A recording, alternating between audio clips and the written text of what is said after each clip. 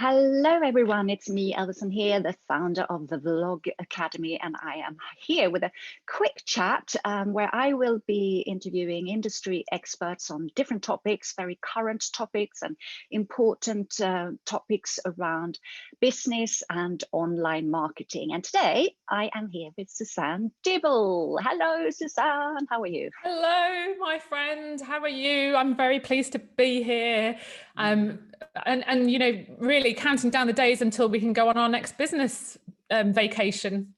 Absolutely. We have a good history of those.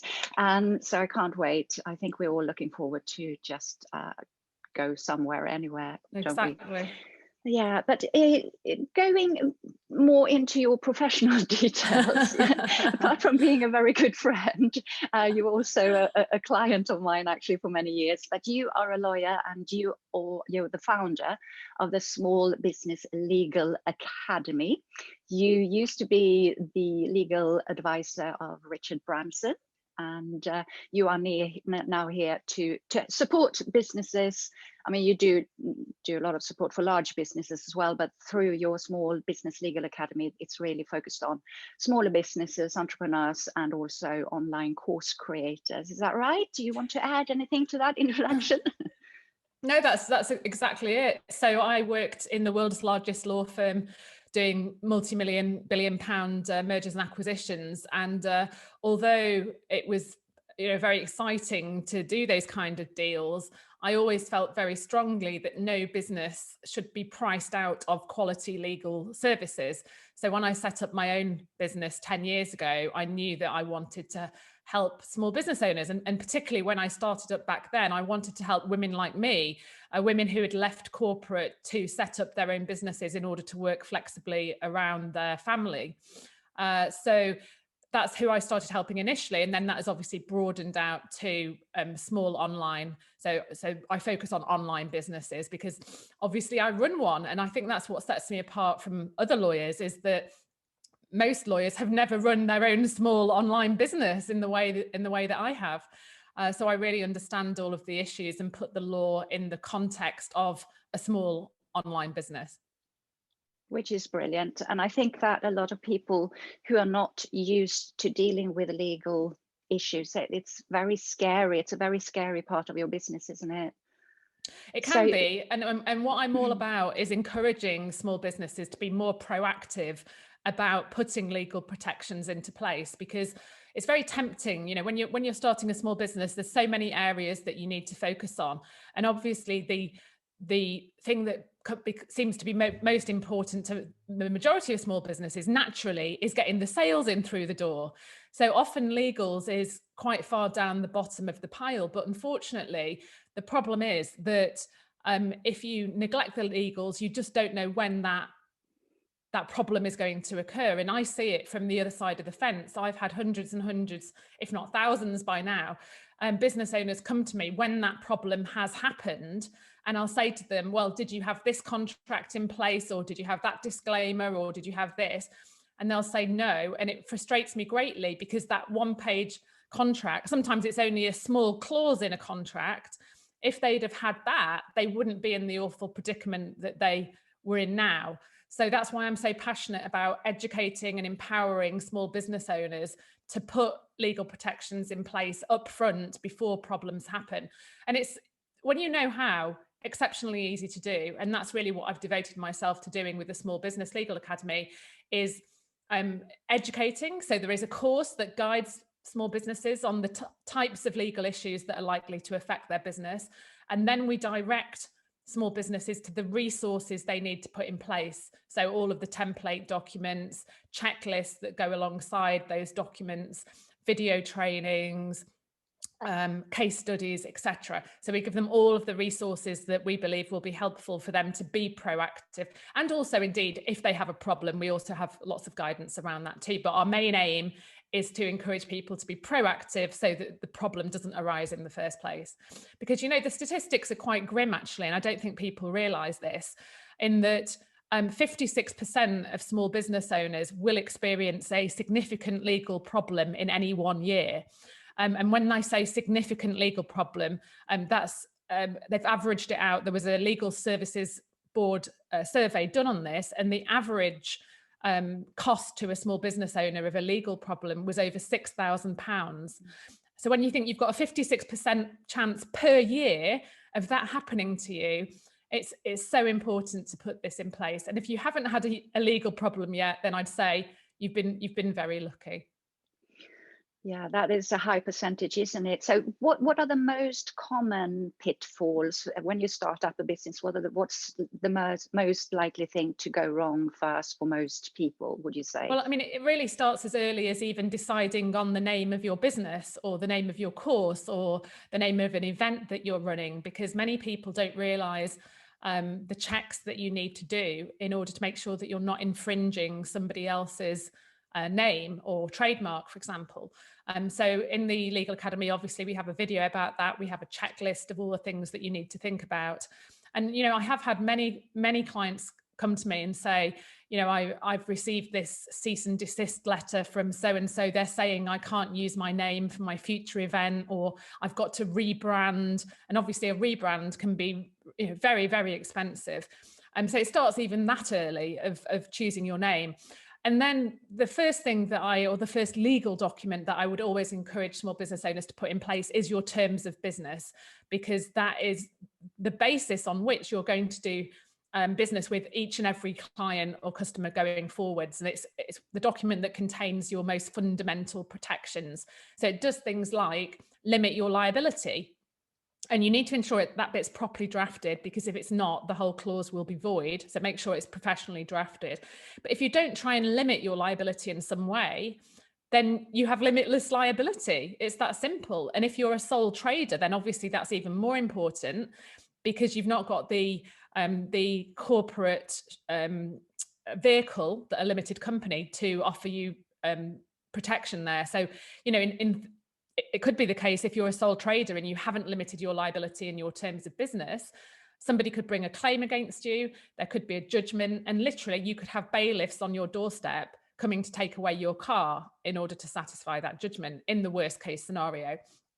But terms of business also deal with payment, obviously very, very important for small business owners. We need to make sure we've got the cash flow. And there's a number of actually very simple things that you can do in your terms of business to encourage payment on time. And again, we have a getting paid checklist and a getting paid video in the Legal Academy. And there are quite specific things on how you chase debts that a lot of people aren't aware of. If you don't do it in the right way, then there can be cost consequences. So very important to know all about that. And then finally, the main thing in terms of business is protecting intellectual property rights, a key asset in any business. And I'm amazed at the number of small business owners who assign away their intellectual property through not knowing what to safeguard in terms of business. So those are probably I know we're a little bit short on time, but those are the three sort of key things that go in terms of business, and why that really is the most important document in your small business. Brilliant. Thank you so much for that. And I also forgot in my presentation of you actually to say that you're obviously the author of the GDPR for Dummies book as well. I am. Where are we? Have it here. I don't go anywhere without my GDPR book. So there was this massive, of course, hullabaloo. Was it three and a half years ago? It's engraved on my brain. It's May 2018. Yeah, so just 3 years this May. But of course, it didn't stop there. It continues and it's changing. And now we've had Brexit and we have international changes. So very quickly, what's most important right now within the world of GDPR? So I think that what a lot of people haven't realised is that they have to update their privacy notice for Brexit. So at the moment, if your privacy notice is talking about the EU and there's no mention of the UK, then we need to change that, because otherwise we're not collecting and processing data lawfully of UK data subjects. So that's the main change that needs to be made. Also, if people are using data processors to process the personal data of their clients, etc., then the data processing agreement also needs to be updated to refer to the UK rather than the EU, and changes to the names of the laws and regulations, etc. So yes, that is a key thing that people need to do right now. Wonderful. And of course, they can order your book online if they need to. They can, and also we have a standalone GDPR pack that people can buy, and obviously those documents have been updated for Brexit. And I just wanted to, we're going to talk about how they can find your legal pack in a moment, but just to round it out off, I'd love to hear what's both the best thing you've ever done for your business? Is there such a moment or a change that you... No, definitely.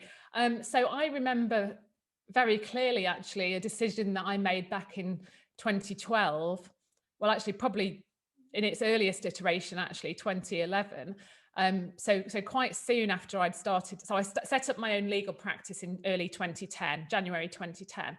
And within that year became oversubscribed. I was working as long as I had been in the city, so sort of 20-hour days, but not getting paid, half the amount, because I was starting out and was trying to keep my fees affordable for the women I was working with.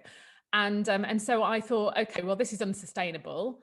I can either hire lots more lawyers to help me expand, or I can create a course and membership site and reach more people that way, and productize my expertise and do a one-to-many model. And I'm grateful every day that I chose the latter, and chose to create my course and membership site than to take on a bunch of lawyers. Because we've helped tens of thousands of small business owners. We've won a Law Society award. I don't have a big team to manage. I really like keeping things lean in that sense. And I earn money while I sleep, which, who doesn't want that? It gives me the ultimate flexibility. I can go on holiday when I want. I can do whatever I need to do around the children. And I know that it's providing immense value to so many small business owners. We should have stopped on that positive note, but I'm also going to have to ask you, what's the worst thing that's ever happened to you within business, or the scariest? The scariest. Interesting, but I mean, I'm not really ever daunted by anything in business. But I think you are probably one of the bravest people in business I've met. You're very calm and brave.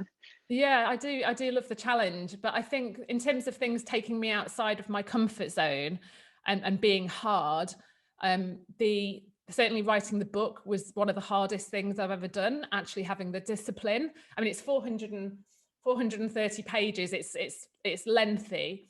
It's very comprehensive, but at the same time very easy to understand. And it was a big process to write it, to edit it, and now indeed to market it. So, I remember, because Wiley is the publisher, it's one of the biggest publishers in the world, and they had me on very strict chapter deadlines. And I remember at one point, because I was typing it all myself, I got RSI, and in fact it's still not fully recovered, but RSI all down this arm and shoulder. And I was literally sitting there with a deadline coming up, doing one-fingered typing, trying to type my book up. I tried dictation, I tried all sorts, and it just really wasn't working. So that was really hard.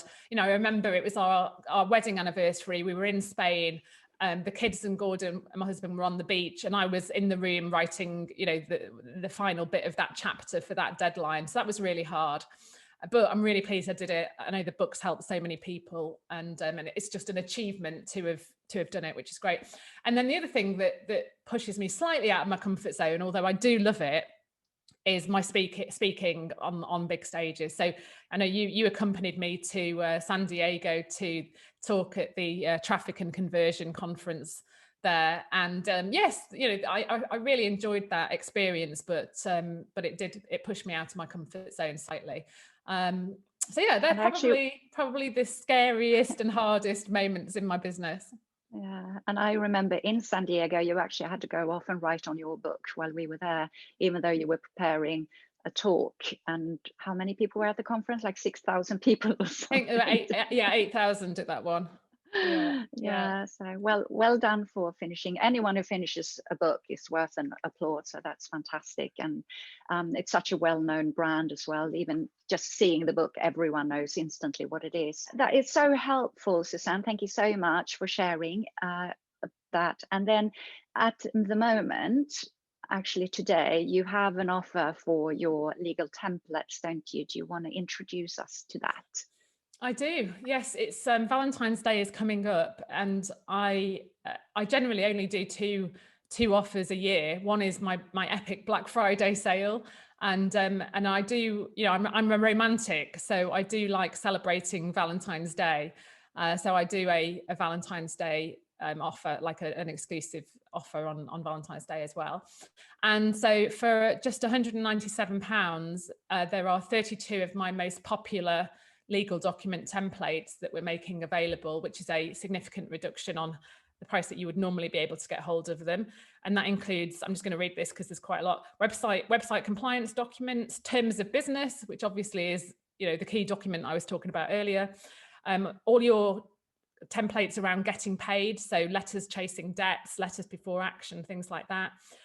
We've got novation agreements, confidentiality agreements, brand and content protection documents, obviously really important for online experts like myself. So content disclaimers, and then you've got cease and desist letters. I get so many people coming to me and saying, I've seen that my competitor has literally just copied and pasted half of my website. What can I do? I had that. Do you remember? There was someone who just copied a whole crash course. I mean, it happens exactly the same wording so often.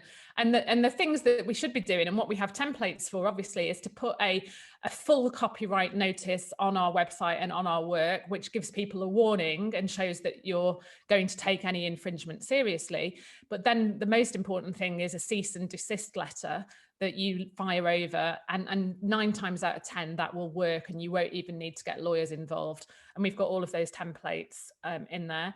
Then we've got employment and outsourcing documents. So if you're taking on a freelancer or a virtual assistant, or even employing somebody, we've got offer letters, employment contracts, grievance procedures, disciplinary policies, things like that. And then we've got a whole load of marketing documents in there as well. So I say 32 documents of my most popular documents just for £197 plus VAT today. And just literally one of those could make such a huge difference in your business. So I think it's, you know, it's people should have these documents in place anyway, but, you know, if as small businesses, I know we all have pressure on our budget. So that's why I personally like doing these flash sales every now and again, so that every business, no matter how small, can afford the legal protection that they need. Well, I full-heartedly recommend it. It's so straightforward, and to have a template. So what we used to do is to copy and paste, and you Google and find something online. Oh no, please don't, please which is obviously illegal, and someone's going to come after you and say you just copied a legal contract. Well, and then you try and create something yourself, which is not going to be viable. It just doesn't work. I've seen so many UK businesses copy terms from US competitors, and the US has completely different legal concepts. So it just doesn't work. Also, key things are often missed out. But yes, like you say, most importantly, that is an infringement of somebody else's copyright and could get you sued. So please don't try to cobble together your own terms. Absolutely. And for £197, I don't actually know how much a lawyer charge per hour to create these. Well, to give you an example, because I've had your templates. Yes. Well, I rarely do one-to-one consultancy nowadays, but I charge £450 plus VAT per hour. And if I was still working in the law firm that I would have been, it would be over £1,000 an hour. So, you know, this is incredible value. And you know, people often say, is it easy to complete the templates? Do I need a lawyer? I've been doing this for 10 years now. So we know, you know, there's detailed guidance notes throughout the documents. There's video guides on how to complete them. We do make it as easy as possible. And so many of our testimonials comment on how easy it is. And they say that, you know, we might, I think some of them have access to templates through their bank. And they say, but we always use yours because yours is so much clearer and simpler to complete. So if anybody would like to take advantage of that, probably the best place to go to is my Instagram, which I am focusing on. So if people want to give me a follow as well, that would be amazing. So it's just Suzanne Dibble on Instagram. That's pretty easy to remember. And then there's a link in my bio link in Instagram. There is a link to the offer there. I'm obviously going to tap it into this next to this video as well. So there will be a link that you can click on next to this video. Amazing. Yeah, just it's a no-brainer really. If you're starting up your business, if you have a business already, but you don't have your legal documents sorted, then just go for it. It's a really, really good offer. So thank you so much for sharing that, Suzanne, and lovely to see you. I'm going to let you go. And I'll be back next week with a new live chat with another industry expert to share their expertise. So have a wonderful Friday. It is the weekend coming up. And half term, yes. And half term. If you have children, that might be even, well, I don't know if it's a good or bad thing for a lot of people. It can be quite exhausting when you can't go off anywhere. But take care, everyone, and stay safe. And we'll be back soon.